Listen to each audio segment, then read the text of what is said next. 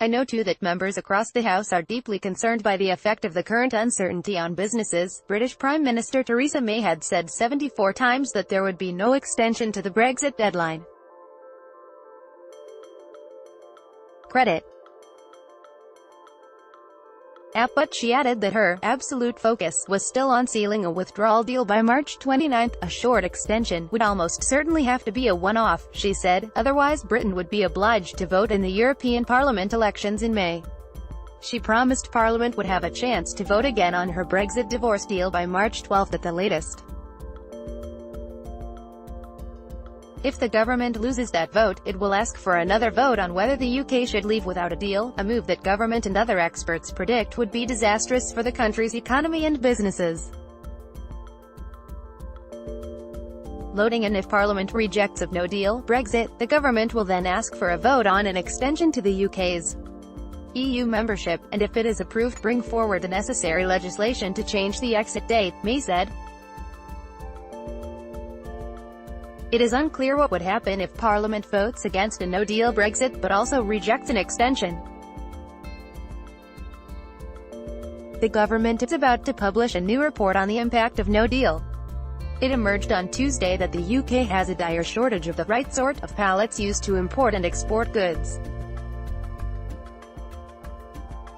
Such pallets are used to transport a vast range of consumer goods from breakfast cereal to pet food, beer and chocolate, The Guardian reported, but they will not meet EU rules to stop the spread of bark beetles and other pests if the UK crashes out at the end of March.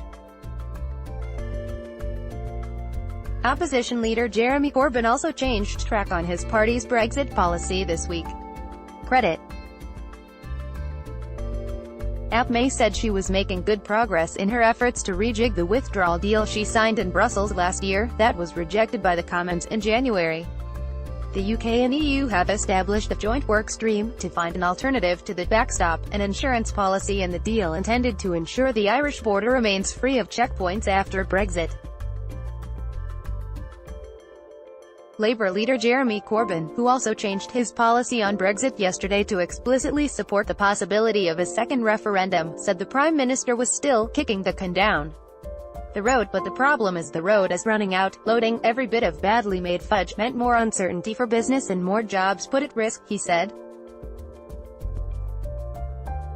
He accused May of stringing people along with grotesque recklessness, but May said Corbyn's proposal for a second referendum would be divisive and take our country right back to square one. Anyone who voted Labour at the last election because they thought he would deliver Brexit will rightly be appalled, May said. This House voted to trigger Article 50, the treaty clause for Brexit, and this House has a responsibility to deliver on the result. The very credibility of our democracy is at stake. Conservative pro-Brexit MP Bill Cash complained that delaying Brexit would incur many billions of pounds of taxpayers' money being handed to the EU.